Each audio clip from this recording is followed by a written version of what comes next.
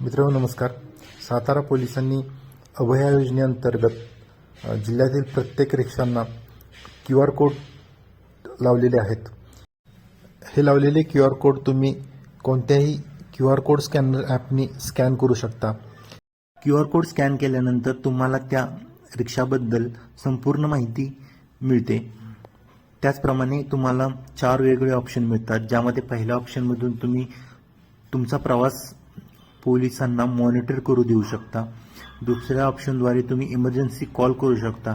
तर तिसऱ्या ऑप्शनद्वारे तुम्ही तुमची लेखी स्वरूपातील तक्रार देखील दाखल करू शकता.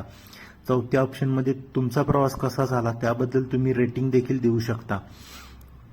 यामध्ये जर तुम्हाला तुमचा प्रवास पोलिसांना मॉनिटर करू द्यायचा असेल तर तुम्ही तुमचा मोबाईल क्रमांक, तुमचा प्रवास जिथून सुरू झाला ते ठिकाण, त्याचप्रमाणे जिथे संपतोय ते ठिकाण तुम्हाला टाकावे लागेल.